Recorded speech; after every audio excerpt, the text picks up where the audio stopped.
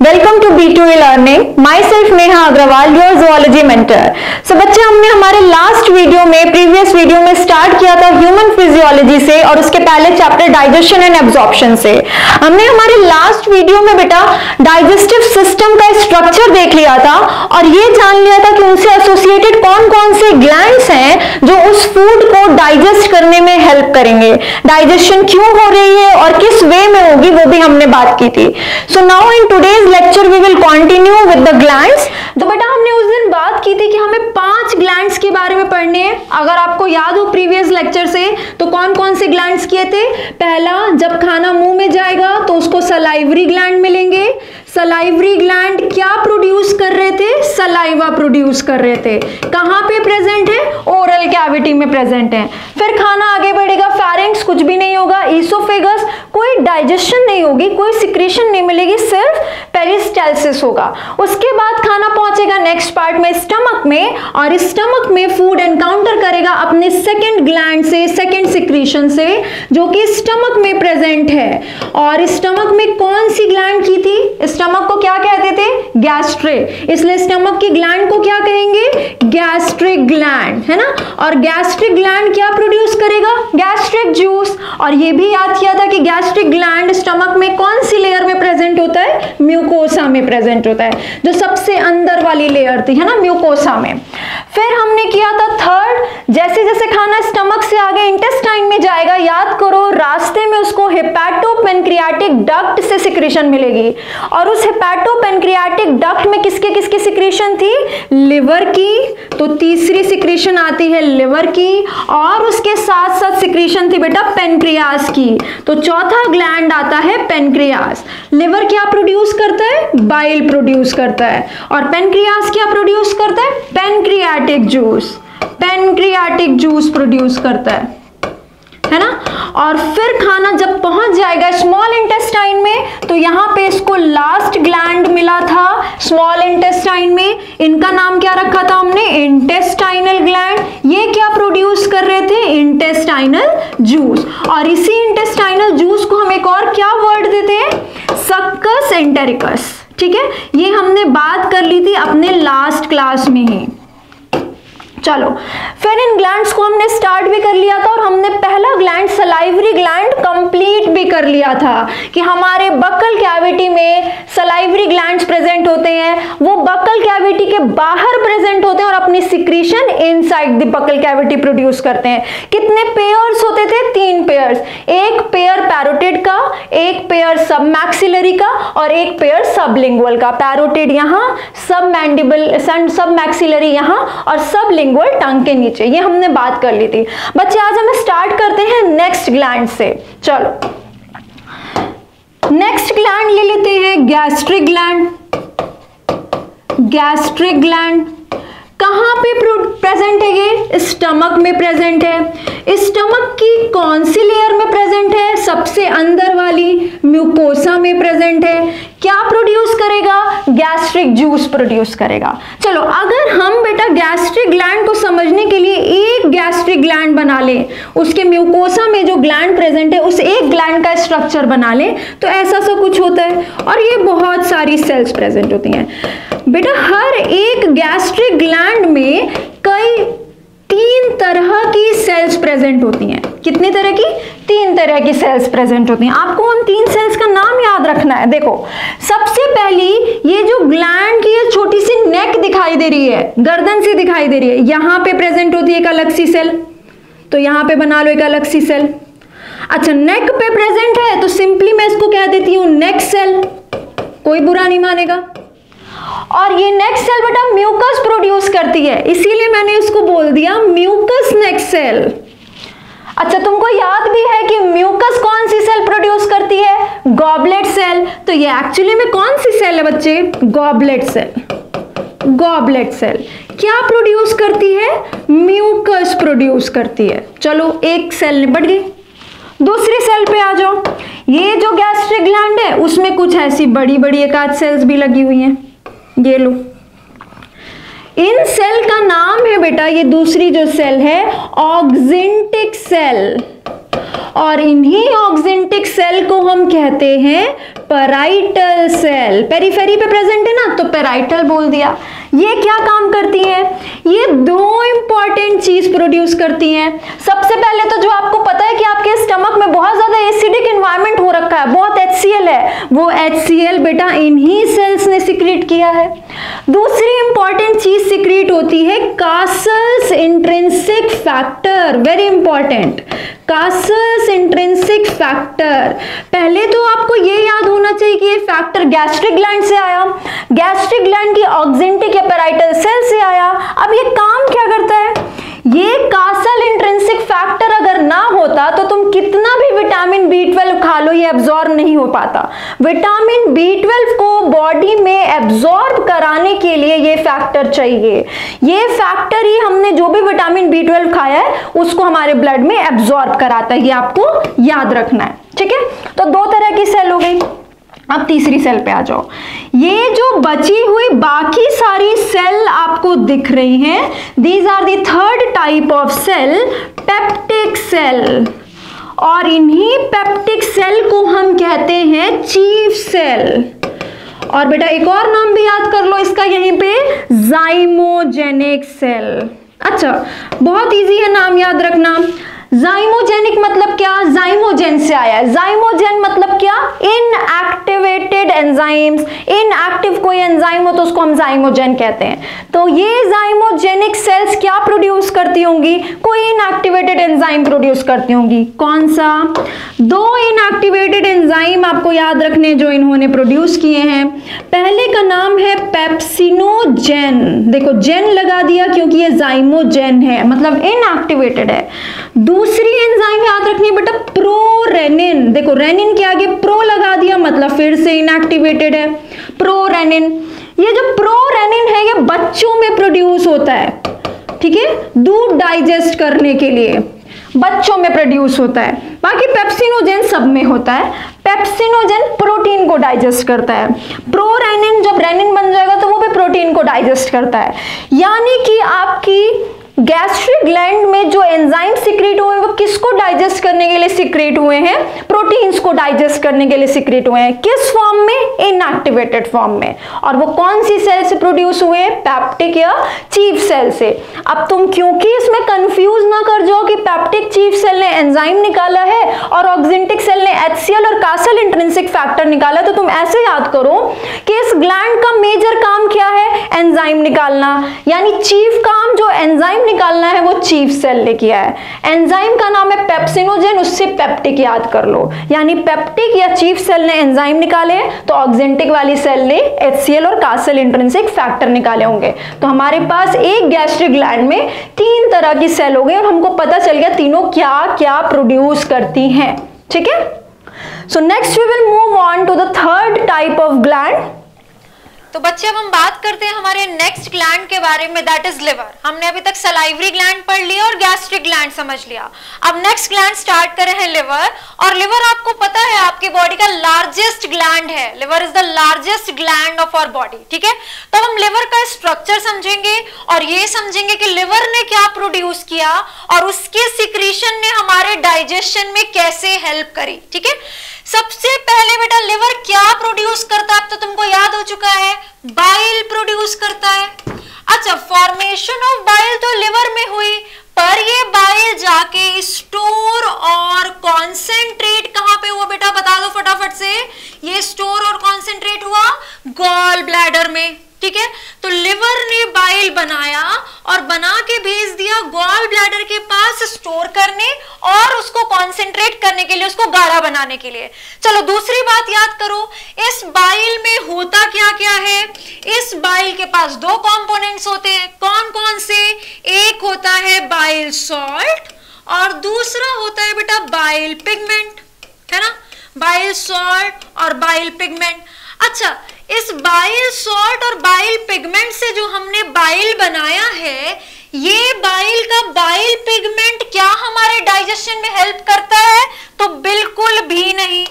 ये bile pigment, दो pigment तुमको याद रखने हैं, बिलीरुबिन और बिलीवर्डिन। कौन कौन से पिगमेंट? Bilirubin and biliverdin. बेटा ये जो दोनों बाइल पिगमेंट हैं ये हीमोग्लोबिन के टूटने से बने हैं। हीमोग्लोबिन किस में था? आरबीसी में था। अच्छा आरबीसी ध्यान करो कहाँ टूटता है जाके बेटा? आरबीसी तो स्प्लीन के पास टूटने के लिए जाता है ना, जब उसकी 120 दिन की जिंदगी पूरी हो जाती है उसके बाद वो घूमता घूमता स्प्लीन के पास जाता है, स्प्लीन में टूट जाता है। तो आरबीसी के अंदर जो हीमोग्लोबिन है वो भी टूट जाएगा और उस हीमोग्लोबिन ने टूट के क्या बनाया था? बिलिरुबिन और बिलीवर्डिन। ठीक है, तो यानी कि ये बाइल पिगमेंट बने कहां है? स्प्लीन के पास। ये घूमते घूमते आ गए किसके पास? लिवर के पास। लिवर ने इनको बॉडी से बाहर ही निकालना था, इसको बाइल सॉल्ट के साथ ऐड किया और बाइल बना दिया। यानी कि जो लिवर का ये बाइल है जो कि डाइजेशन में हेल्प कर रहा है वो बाइल पिगमेंट नहीं बल्कि बाइल सॉल्ट है। बाइल का बाइल सॉल्ट डाइजेशन में हेल्प करता है, एक बात क्लियर हो गई। अच्छा किसके डाइजेशन में हेल्प करता है? कार्बोहाइड्रेट खाया उसके? नहीं। प्रोटीन खाया उसके? बिल्कुल भी नहीं। It helps in digestion of fat, fat और लिपिड। ठीक है, लिपिड या फैट एक ही बात है, इसके डाइजेशन में हेल्प करता है। अच्छा कोई पूछे तुमसे कि क्या ये बाइल या बाइल सॉल्ट फैट को डाइजेस्ट करता है? तो बोलोगे बिल्कुल भी नहीं। तो क्या करता है ये फैट को इमल्सिफाई करता है बेटा। क्या करता है? इमल्सिफाई करता है। So bile is not involve in the fat of in the digestion of fat, it is involve in the emulsification of fat. Bile fat को इमल्सिफाई करता है ना कि उसको डाइजेस्ट करता है। क्योंकि बेटा डाइजेस्ट करने के लिए तो हमको फैट को किसमें तोड़ना पड़ेगा? फैटी एसिड और ग्लिसरॉल में, जिसके लिए हमको एंजाइम चाहिए। तो ये बाइल में कोई भी एंजाइम नहीं है, इसके पास कोई एंजाइम नहीं है, इसके पास सिर्फ बाइल सॉल्ट है जो कि इसको तोड़ता नहीं है, डाइजेस्ट नहीं करता, एमल्सिफाई करता है। अब बोलोगे मैम इतना फैंसी वर्ड बोलते हैं, एमल्सिफिकेशन होता क्या है? देखो तुम ठहरे बदमाश बच्चे स्कूल गए और ऐसे गुट बना के बैठ के गुंडागर्दी कर रहे हो। ठीक है, तुम्हारी टीचर आई और तुमको एक कोने एक को दूसरे कोने ऐसे दूर दूर करके बैठा दिया। तो मैंने भी बस यही किया, फैट के बड़े गोले को छोटे छोटे गोलों में तोड़ दिया। इसी को हम कहते हैं बेटा एमल्सिफिकेशन ऑफ फैट। ठीक है, इसी को कहते हैं एमल्सिफिकेशन ऑफ फैट। तो पहले तो लिवर बाइल प्रोड्यूस करता है, प्रोड्यूस तो लिवर करता है पर उसको स्टोर करके कॉन्सेंट्रेट करने का, गाढ़ा करने का काम कौन करता है? गॉल ब्लैडर करता है। ठीक है, बाइल के पास बाइल सॉल्ट और बाइल पिगमेंट होते हैं। बाइल पिगमेंट को डाइजेशन से कोई लेना देना नहीं है, बाइल सॉल्ट का मतलब है। अच्छा वो बाइल सॉल्ट या बाइल किसके डाइजेशन में हेल्प करता है? फैट के। डाइजेस्ट नहीं करता, बस हेल्प करता है। कैसे? उसको डाइजेस्ट ना करके उसको एमल्सिफाई करता है पहले। अच्छा एमल्सिफाई करने से क्या हुआ? देखो खूब सारा सरफेस एरिया बढ़ गया अब एंजाइम के काम करने के लिए। इनके गुट को अलग कर दिया हमने, तो अब एंजाइम आके इसको आराम से तोड़ सकता है फैटी एसिड और ग्लिसरॉल में। तो बच्चे हमको फैट को पहले एमल्सिफाई करना पड़ता है, फिर उस एमल्सिफाइड फैट पे एंजाइम एक्ट करके उसको फैटी एसिड और ग्लिसरॉल में तोड़ के उसे डाइजेस्ट करता है। ठीक है, तो बाइल का फॉर्मेशन, स्टोरेज पता चल गया, बाइल किस किस से मिलके बना है वो पता चल गया, और फैट के डाइजेशन में हेल्प करता है वो भी पता चल गया। एक और इंपॉर्टेंट पॉइंट बेटा, अच्छा तुमने पहले फैट को एमल्सिफाई कर दिया, फिर तुमने उसको डाइजेस्ट किया। आगे चल के डाइजेस्ट करने के लिए तुमको एंजाइम चाहिए था, और बेटा लिपिड को जो एंजाइम तोड़ता है उसका नाम होता है लाइपेज। लाइपेज। तो इस बाइल ने दो इंपॉर्टेंट काम किए हैं। पहले तो इसने फैट को एमल्सिफाई किया और डाइजेस्ट करने वाले एंजाइम को भी एक्टिवेट किया। डाइजेस्ट करने वाले एंजाइम को भी एक्टिवेट किया। तो इसने फैट को डायरेक्टली डाइजेस्ट नहीं किया, पर दो इंपॉर्टेंट काम किए। पहले तो उसका एमल्सिफाई किया ताकि वो डाइजेस्ट हो जाए, और उसको डाइजेस्ट करने वाले एंजाइम को एक्टिवेट भी किया ताकि वो जाके अब उसको डाइजेस्ट कर सके। ठीक है, तो ये हो गई बाइल की बात। अब आ जाते हैं बेटा लिवर के स्ट्रक्चर पे। इतना इंपॉर्टेंट ऑर्गन है, मल्टीटास्कर है ये हमारी बॉडी का, बहुत सारे इंपॉर्टेंट फंक्शंस करता है। बाइल बनाता है, ग्लूकोनियोजेनेसिस करता है, ग्लाइकोजेनेसिस करता है। जब हम पैदा भी नहीं हुए थे तो इसने हमारे लिए ब्लड भी बनाया था। ठीक है, तो अब हम इसका थोड़ा सा स्ट्रक्चर समझते हैं। आ जाओ,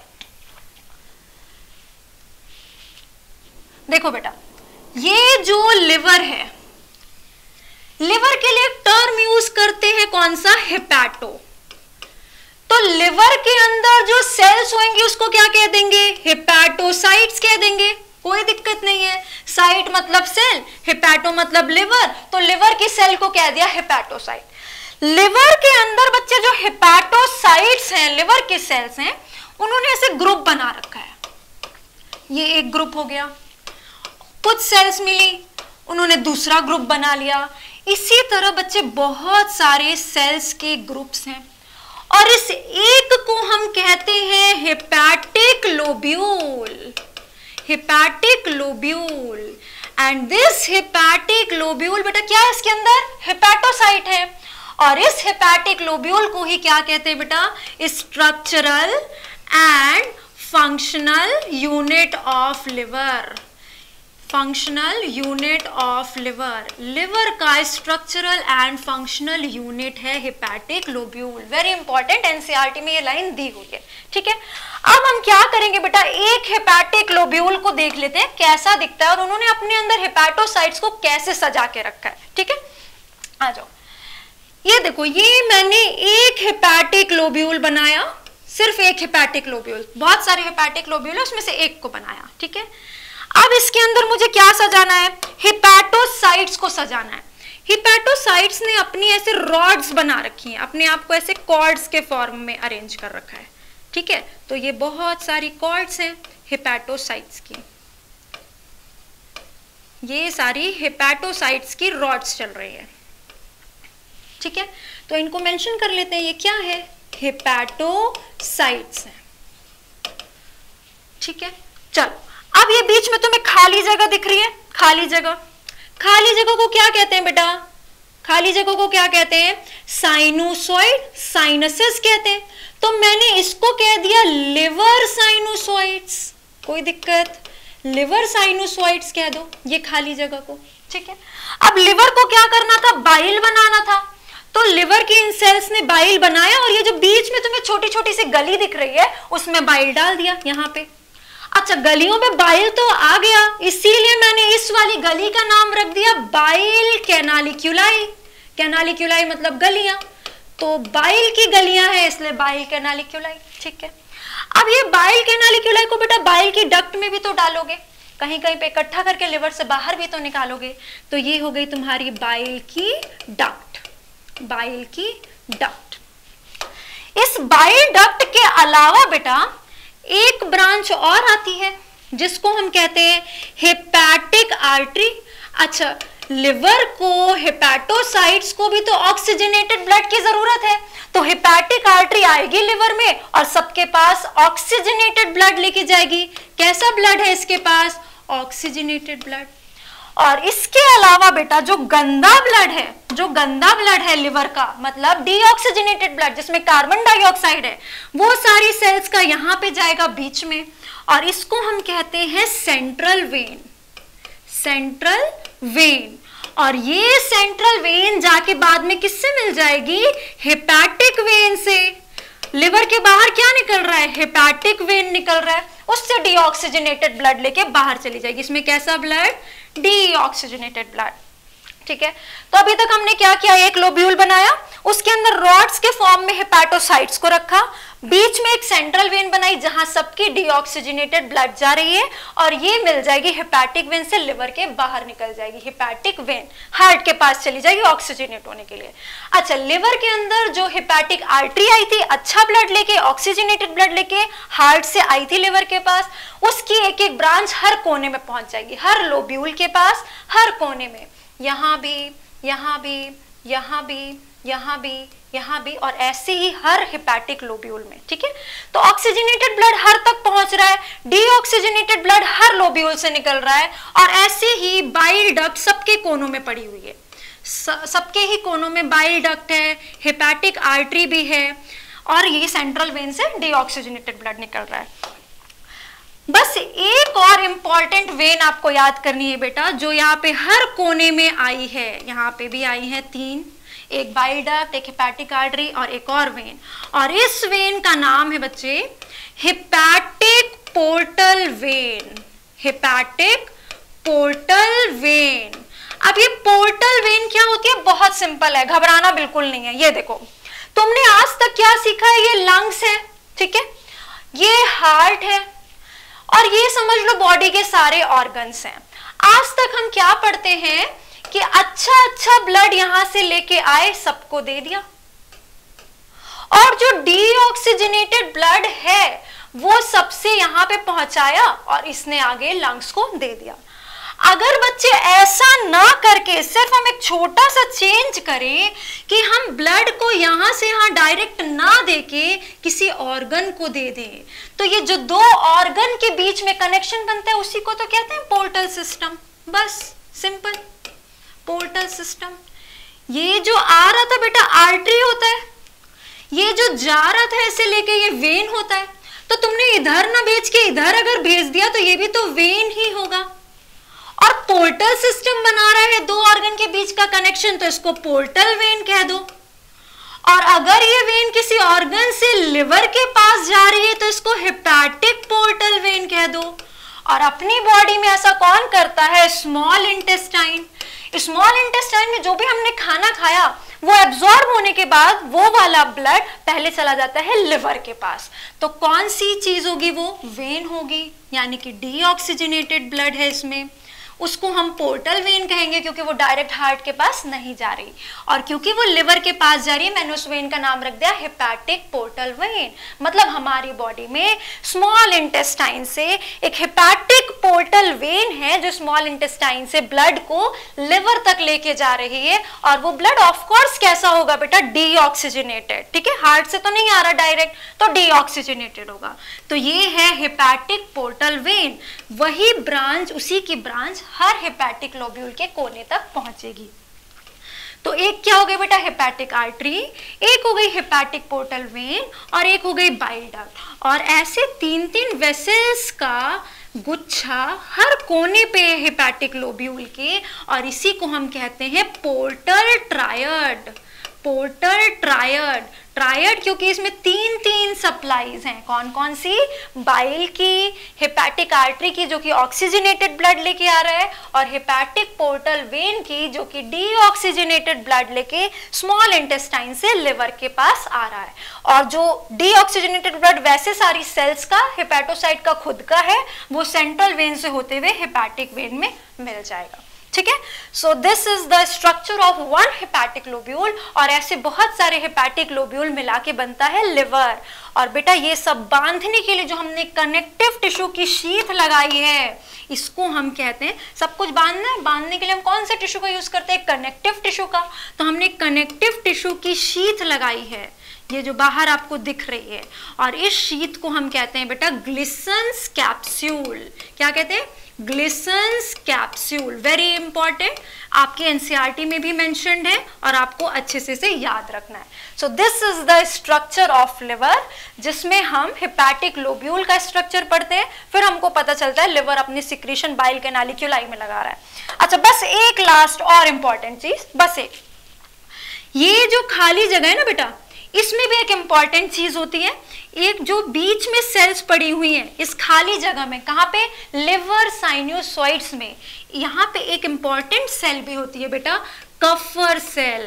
कफर सेल, कफर सेल का नाम हमने कब पढ़ा है कि कफर सेल जब भी कोई इंफेक्शन लिवर में एंटर करेगा तो ये कफर सेल उनको खा जाएगी, और खाने के प्रोसेस को क्या कहते हैं? फैगोसाइटोसिस। तो ये कफर सेल कैसी है? फैगोसाइटिक। फैगोसाइटिक सेल्स हैं। तो जैसे ही कोई उड़ता परिंदा आएगा आपको नुकसान पहुंचाने की कोशिश करेगा, अगर वो लिवर में एंटर किया तो लिवर के पास फैगोसाइटिक सेल्स हैं, उसको पकड़ के खा जाएंगी, फैगोसाइटोसिस कर देंगी। ठीक है, so this is all about the structure of liver. Next gland start करते हैं बेटा पेनक्रियास। ठीक है, अभी तक हमने कर लिया सलाइवरी ग्लैंड, गैस्ट्रिक ग्लैंड और लिवर। नेक्स्ट ग्लैंड है पेनक्रियास। चलो पेनक्रियास पे आ जाते हैं। तुमने अभी तक कौन कौन से दो तरह के ग्लैंड पढ़े हैं? एक तुमने सुना है एंडोक्राइन ग्लैंड, एक तुमने सुना है एक्सोक्राइन ग्लैंड। एंडोक्राइन ग्लैंड को डक्टलेस ग्लैंड बोलते हैं क्योंकि इसके पास डक्ट नहीं होती। अगर डक्ट ही नहीं है, इसकी खुद की कोई पाइप ही नहीं अपने सिक्रीशन को भेजने के लिए, मतलब ये अपनी सिक्रीशन सीधे कहाँ गिरा देती है? ब्लड में गिरा देती है। और ऐसी कौन सी सिक्रीशंस होती हैं बेटा? हार्मोन्स। हार्मोन्स निकलते हैं एंडोक्राइन ग्लैंड्स से, जो कि अपनी सिक्रीशन, जिन एंडोक्राइन ग्लैंड्स की सिक्रीशन सीधे ब्लड में आ जाती है, इनके पास डक्ट नहीं होती। एक होती है एक्सोक्राइन ग्लैंड, जिसके पास खुद की पाइप है, खुद की डक्ट है, और ये अपनी सिक्रीशन उस डक्ट से पोर करते हैं। और इसमें हार्मोन के अलावा सब कुछ आता है, जैसे कि एंजाइम्स इसी में आते हैं, स्वेट आता है बेटा, टीयर्स आते हैं, टीयर ग्लैंड्स की डक्ट्स होती हैं, ऑयल ग्लैंड्स की डक्ट्स होती हैं, स्वेट ग्लैंड्स की डक्ट्स होती हैं, और एंजाइम्स भी जहां जहां से निकलते हैं डक्ट से निकलते हैं। ठीक है, तो ये पेनक्रियास कैसा ग्लैंड है बेटा? पेनक्रियास के पास एंडोक्राइन पार्ट भी है और एक्सोक्राइन पार्ट भी है। तो ऑफ कोर्स वो एंडोक्राइन वाले पार्ट से हार्मोन निकाल रहा होगा, और एक्सोक्राइन वाले पार्ट से क्या निकाल रहा है बेटा? ऑफ कोर्स एंजाइम्स निकाल रहा है। कौन से एंजाइम्स? जो डाइजेशन में हेल्प कर रहे हैं, मतलब डाइजेस्टिव एंजाइम्स। और इसी डाइजेस्टिव एंजाइम वाले सिक्रीशन वाले पार्ट को ही तो हम बोलेंगे कि इसने पेनक्रियाटिक जूस बनाया है, जो कि हमारे ड्यूडेनम में जाएगा हेपाटो पेनक्रियाटिक डक्ट से। पेनक्रियाटिक जूस, तो ये जो पेनक्रियाटिक जूस है बेटा, उसमें पेनक्रियास के एक्सोक्राइन वाले पार्ट की सिक्रीशन होती है, मतलब डाइजेस्टिव एंजाइम्स होते हैं जो हेपाटो पेनक्रियाटिक डक्ट से ड्यूडेनम में जाते हैं खाने को डाइजेस्ट करने के लिए। ठीक है, और इसीलिए बेटा क्योंकि पेनक्रियास के पास दोनों पार्ट हैं, हम पेनक्रियास को हेटेरोक्राइन ग्लैंड कहते हैं, हेटेरोक्राइन ग्लैंड, या फिर हम इसको मिक्स्ड ग्लैंड कह देते हैं। ठीक है, या फिर हम इसको कंपाउंड ग्लैंड कह देते हैं। एक ही बात है, कोई डिफरेंस नहीं है इन सब में। इसका मतलब यही है कि इसके पास एंडोक्राइन और एक्सोक्राइन पार्ट दोनों है। और इसका जो एक्सोक्राइन वाला पार्ट है बेटा, जो इसके अंदर स्ट्रक्चर है जो कि एंजाइम सीक्रेट कर रहे हैं, उन स्ट्रक्चर्स को हम कहते हैं एसाइनी। एसाइनी, वो छोटे छोटे स्ट्रक्चर होते हैं जो एंजाइम्स निकाल रहे हैं, उनको हम कहते हैं एसाइनी। ठीक है, नेक्स्ट लास्ट ग्लैंड हमने कौन सा पढ़ना है? इंटेस्टाइनल ग्लैंड, जो स्मॉल इंटेस्टाइन के खुद के पास है। आ जाओ, इंटेस्टाइनल ग्लैंड।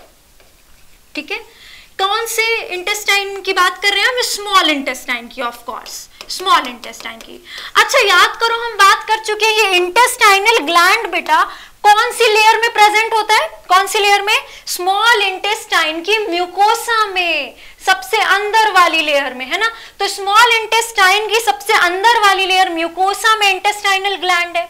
अच्छा, म्यूकोसा ने बेटा वो ग्लैंड बनाने के लिए ऐसे ऐसे कुछ फोल्ड बना रखे हैं अंदर, फोल्ड बना रखे हैं अंदर, और यही यहाँ पे जो ये फोल्ड बना रखे हैं, यही ग्लैंड का काम करते हैं, सिक्रीशन निकालते हैं। तो इन फोल्ड्स को, इन क्रिप्ट्स को हम कहते हैं बेटा क्रिप्ट्स ऑफ लिबरकुन, क्रिप्ट्स ऑफ लिबरकुन। तो स्मॉल इंटेस्टाइन की म्यूकोसा में कुछ क्रिप्ट्स बने हैं जिसको हम क्रिप्ट ऑफ लिबरकुन कहते हैं, जो कि इंटेस्टाइनल ग्लैंड का काम कर रहे हैं और क्या प्रोड्यूस करेंगे? Of course intestinal juice, intestinal juice. और इसी इंटेस्टाइनल जूस को हम प्यार से क्या बुलाते हैं? Succus entericus, succus entericus. ठीक है, अब ये तो पूरे स्मॉल इंटेस्टाइन में, इसके साथ याद करो बेटा एक पढ़ा था ब्रूनर्स ग्लैंड, जो स्मॉल इंटेस्टाइन की सिर्फ ड्यूडेनम वाली पार्ट में, सिर्फ पहले वाले पार्ट में, इसकी कौन सी लेयर में? सब म्यूकोसा में। याद करिए, पढ़ चुके हैं हम, सब म्यूकोसा वाली लेयर में ग्लैंड होते हैं ब्रूनर्स ग्लैंड, ब्रूनर्स ग्लैंड। तो ये भी इस सिक्रीशन में, इस सक्कस एंटेरिकस में ये भी कंट्रीब्यूट करते हैं। ठीक है, स्मॉल इंटेस्टाइन की, ड्यूडेनम की, सब म्यूकोसा में ब्रूनर्स ग्लैंड, जबकि क्रिप्ट ऑफ लिवर कौन, पूरे स्मॉल इंटेस्टाइन में होते हैं और वो म्यूकोसा में प्रेजेंट होते हैं, ना कि सब म्यूकोसा में। ठीक है, तो हम क्या करते हैं बेटा, अब हम क्या करते हैं बेटा, एक इंटेस्टाइन का स्ट्रक्चर बना लेते हैं, मतलब एक इंटेस्टाइनल ग्लैंड का। ठीक है, ये एक क्रिप्ट बना लिया, तो जैसे वहां पे बनाया था ना गैस्ट्रिक ग्लैंड में, वैसे इंटेस्टाइनल ग्लैंड को एक को बना लिया, एक क्रिप्ट जिसमें बहुत सारी सेल्स हैं। अब इसमें भी विभाजन कर लेते हैं सेल्स का। ये जो यहाँ पे टिप पे, नेक पे प्रेजेंट है बेटा, ये म्यूकस सिक्रीट करेंगी, तो ये पहली तरह की सेल हो गई, क्या नाम रख देंगे, गॉबलेट सेल, गॉबलेट सेल। ठीक है, दूसरी तरह की सेल बेटा इनके बेस पे प्रेजेंट होती हैं, क्रिप्ट के बेस पे, ये हार्मोन सिक्रीट करती हैं और इनका नाम है अर्जेंटैफिन सेल, अर्जेंटैफिन सेल। क्या प्रोड्यूस करती है बेटा, ध्यान रखना, हार्मोन्स। ठीक है, और बची हुई बाकी सारी सेल्स, ये सब जो आपको दिख रही हैं, इनका नाम है बेटा पेनिथ सेल्स। और यही वो सेल्स हैं जो कि सारे डाइजेस्टिव एंजाइम सिक्रीट करेंगी, और इन एंजाइम्स यानी पेनिथ सेल की सिक्रीशन और इसकी गॉबलेट सेल की सिक्रीशन म्यूकस को जब तुम मिला दोगे तो बन जाएगा सक्कस एंटेरिकस। ये एनसीईआरटी में दिया हुआ है, सक्कस एंटेरिकस पेनिथ सेल के एंजाइम्स और गॉबलेट सेल के म्यूकस को मिला के कहते हैं। तो सक्कस एंटेरिकस में क्या क्या है, इंटेस्टाइनल ग्लैंड की ये वाली सिक्रीशंस दोनों, और साथ में ब्रूनर्स ग्लैंड जो कि सब म्यूकोसा में है, ड्यूडेनम में, उसकी सिक्रीशन। ठीक है, तो यहाँ पे बच्चे हमने कंप्लीट कर लिया है हमारा ग्लैंड्स वाला पार्ट। पांचों ग्लैंड्स आई होप आपको क्लियर हो गए हैं, salivary, gastric, then liver, pancreas and intestinal gland. ठीक है, नेक्स्ट क्लास में बेटा हम कंटिन्यू करेंगे with the physiology of digestion. देखेंगे इन पांचों ग्लैंड्स ने कौन कौन से एंजाइम निकाले हैं जिन्होंने हमारे खाने के कौन से कंपोनेंट को कितना तोड़ के डाइजेस्ट करके एब्जॉर्ब करने लायक बनाया है। ठीक है, I hope you understood the topic. आपको कोई भी प्रॉब्लम हो या इसमें कोई कंफ्यूजन हो, क्वेश्चन हो, तो आप कमेंट बॉक्स में लिख सकते हैं। Till then see you, take care, bye bye.